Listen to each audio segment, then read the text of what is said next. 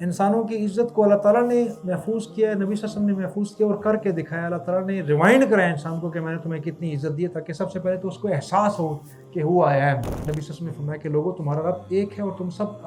ایک آدم کی اولاد ہو۔ سب کو اللہ تعالیٰ نے بالکل انسانیت کی نظر میں بالکل برابر کر دیا۔ یہ برابری دنیا کے کسی سوشل سسٹم میں، چاہے میسلز کی نیڈ ہائرارکی ہے، جو مرضی ہے، اس طرح کی یہ برابری کہیں پر پیدا نہیں ہو سکے، کہیں پہ اس کا مینیفیسٹیشن موجود ہے۔ اور لوگوں کو پتہ لگ گیا کہ this man has come and he has just equalized everybody in the humanity. He doesn't mean his word, he means it practically، اور کر کے دکھا رہے ہیں۔ اور یہ ان کے اس معاشرے کی موت تھی اصل میں، جہاں پہ غلام قریب بیٹھ نہیں سکتا تھا، وہاں پہ غلام بادشاہ کے ساتھ کو رائڈر آ کے آ رہا تھا۔ The silent and the biggest message to the humanity جو آج تک قائم ہے۔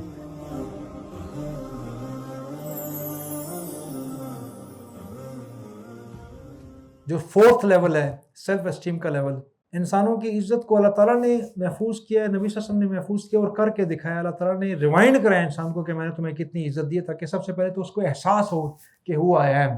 اپنے آپ کو ورتھ لیس محسوس نہ کرے۔ قرآن میں سورہ اسراء جو ہے، سبحان الذی اسریٰ بعبدہ لیلا من المسجد الحرام الی المسجد الاقصیٰ، جس کو ہم سورہ اسراء بھی کہتے ہیں، سورہ بنی اسرائیل بھی کہتے ہیں، اس کے اندر آیت نمبر 70 میں اللہ تعالیٰ فرماتا ہے وَلَقَدْ كَرَّمْنَا بَنِي آدَمَ فِي الْبَرِّ وَالْبَحْرِ، ہم نے بنی آدم کو بحر بر میں، خشکی تری دونوں میں اٹھائے رکھا، ہر جگہ اس کو اٹھائے پھرتے ہیں۔ ہم نے اس کو بہت زیادہ عزت دی آدم کی اولاد کو، اور ان کو خشکی تری ہر جگہ ہم اس کو اٹھائے پھرتے ہیں۔ خشکی میں بھی اس کے لیے ہم نے جانوروں کا بندوبست کر رکھا ہے، اور آج تو جہازوں کا معاملہ ہو گیا، آسمانوں پہ بھی اٹھائے پھرتا ہے اللہ تعالیٰ جہازوں کی صورت میں۔ اس زمانے میں کشتیوں میں سمندر میں اٹھائے پھرتا تھا، اور خشکی پہ اونٹ اور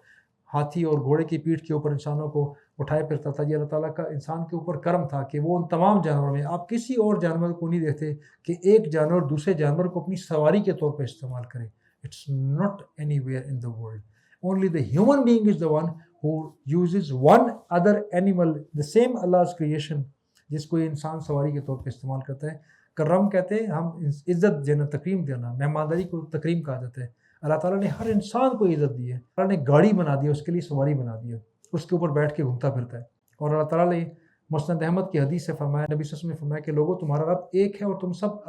ایک آدم کی اولاد ہو۔ سب کو اللہ تعالیٰ نے بالکل انسانیت کی نظر میں بالکل برابر کر دیا۔ یہ برابری دنیا کے کسی سوشل سسٹم میں، چاہے میسلز کی نیڈ ہائرارکی ہے، جو مرضی ہے، اس طرح کی یہ برابری کہیں پر پیدا نہیں ہو سکے، کہیں پہ اس کا مینیفیسٹیشن موجود نہیں ہے۔ میں صرف 2 چیزیں آپ کے سامنے پیش کروں گا، جس سے آپ کو اندازہ ہو جائے گا کہ نبی صلی اللہ علیہ وسلم نے بیان کیے بغیر، اناؤنس کیے بغیر کیسے انسانیت کو ایک لیول کے اوپر لا کے کھڑا کیا۔ نبی صلی اللہ علیہ وسلم کی حیات میں جو ہال مارک انسیڈنٹ ہے، جو واقعہ ہے، ایک حجۃ الوداع کا موقع کا خطبہ ہے، جہاں پہ majority of the Muslims were in front of ہم، اور جو نان مسلم تھے ان کی نظریں ان پہ تھیں کہ کیا ہو رہا ہے، کیا فرما رہے ہیں۔ What is the charter of Makkah at this time? What is the new world order؟ اور اس سے 2 سال پہلے ایک اور چارٹر نیو ورلڈ آرڈر ہے جو کہ امپلیمنٹ ہو چکا تھا حج تک۔ وہ کیا تھا؟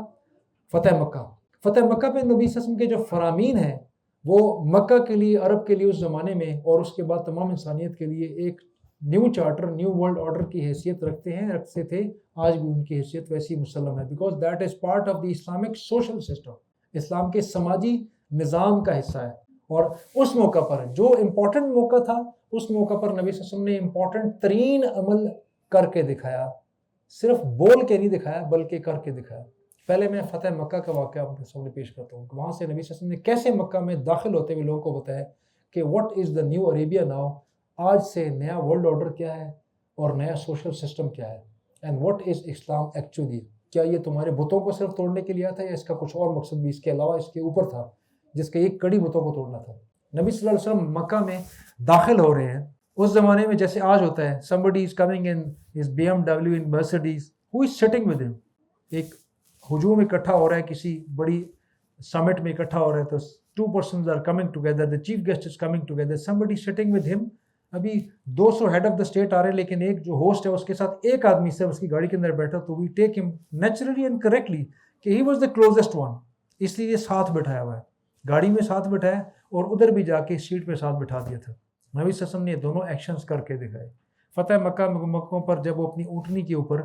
مکہ میں داخل ہو رہے تھے، تو نبی صلی اللہ علیہ وسلم کے ساتھ ان کے تینوں داماد، ان کے حضرت علی، حضرت عثمان بھی شامل ہیں، ان کے دونوں سسر، ان کے غالباً 10,000 کے آس پاس کے صحابہ، اور ان کے عشرہ مبشرہ جو ایلیٹ فورس آف دی صحابہ 10 موسٹ امپورٹنٹ ون جن کو جنت کی بشارت ان کے حیات میں نبی صلی اللہ علیہ وسلم نے دی تھی، وہ سارے کے سارے موجود تھے، اور سردار موجود تھے، ابوبکر صدیق موجود ہے، حضرت عمر موجود ہے کہ میرے بعد کو نبی ہوتا تو عمر ہوتا، اور حضرت ابوبکر صدیق موجود ہے کہ جب وصال سے پہلے نبی صلی اللہ علیہ وسلم نے وصیت کی کہ ساروں کی کھڑکیاں جو مسجد کے اندر آ کے کھل رہی ہیں بند کر دو سوائے ابوبکر صدیق کی، لیول تھا ان کا۔ اور نبی صلی اللہ علیہ وسلم نے کس کو پیچھے بٹھایا؟ حضرت حسن حسین ساتھ ہیں، جگر کے ٹکڑے ہیں، حضرت فاطمہ کے بچے ہیں، اور نبی صلی اللہ علیہ وسلم نے اپنے پیچھے کس کو بٹھایا ہوا ہے؟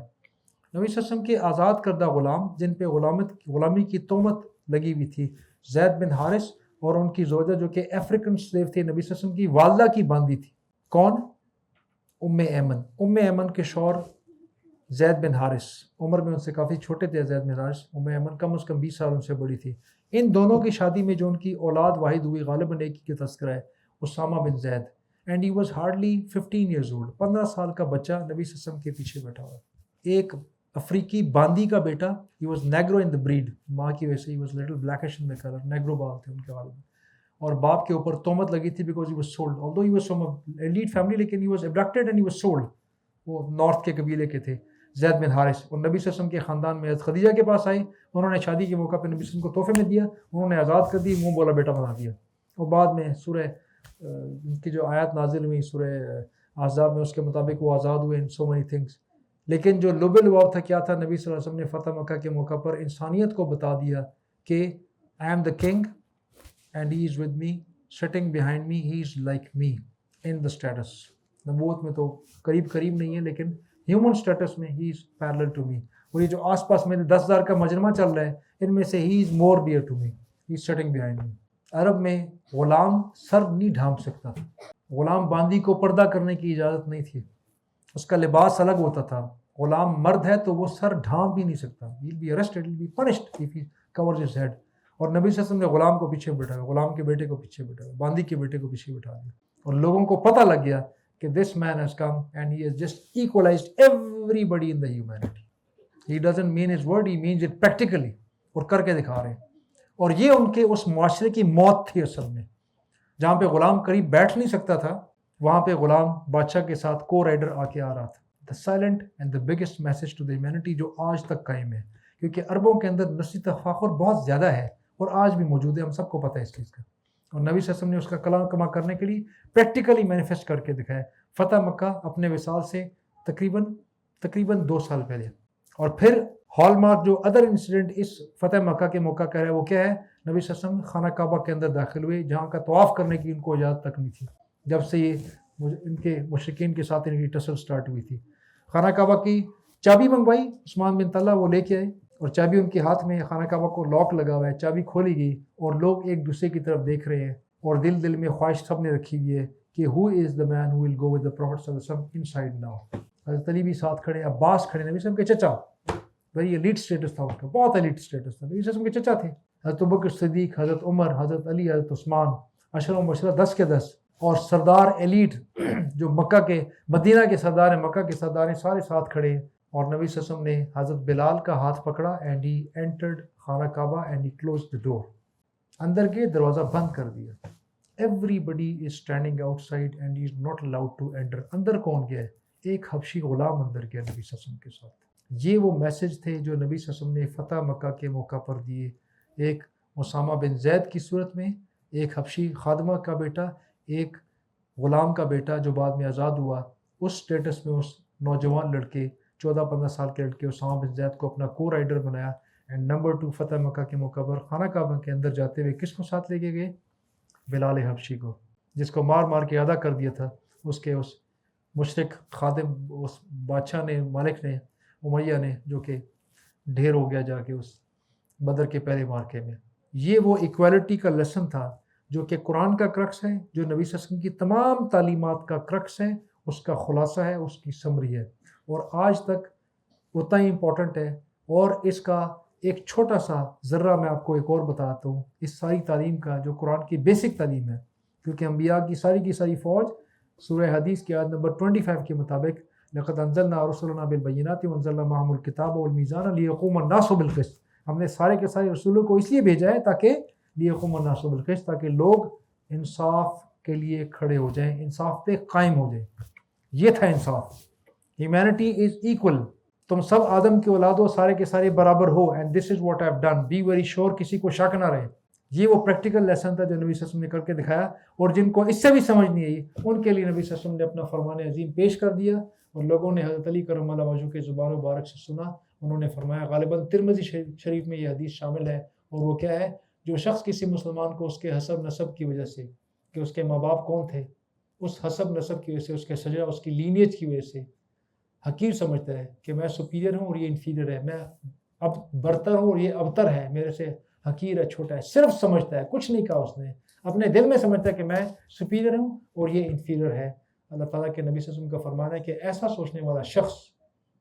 اللہ تعالیٰ اس کی کسی فرض، واجب، سنت، نفل، کسی قسم کی عبادت کو قبول نہیں کرتا۔ اللہ تعالیٰ ہم سب کو دین کی سمجھ، اس پہ عمل کرنے کی توفیق عطا فرمائے، اور اس دین کے ساتھ، اس قرآن کے ساتھ، نبی صلی اللہ علیہ وسلم کی اس سیرت کے ساتھ جڑے رہنے کی توفیق عطا فرمائے، تاکہ ہم اس میں سے وہ سیکھ سکیں جو ہمارے لیے اپنی کھال کو بچانے کے لیے کم از کم لازم ہے، کم از کم 40 مارکس کے لیے ہمارے لیے لازم ہے کہ نبی صلی اللہ علیہ وسلم کے فرامین کو سمجھیں اور اس کے مطابق عمل کریں، جن میں سے اکثر کا ہمیں انفارچونیٹلی پتہ نہیں۔ اللہ تعالیٰ ہم سب کو اس سیرت النبی صلی اللہ علیہ وسلم کے ساتھ جڑے رہنے کی، اس کو سمجھنے کی، یاد رکھنے کی، اس پہ عمل کرنے کی، اس کو کنوے کرنے کی توفیق عطا فرمائے۔ وما علینا الا البلاغ المبین۔ السلام علیکم ورحمۃ اللہ وبرکاتہ۔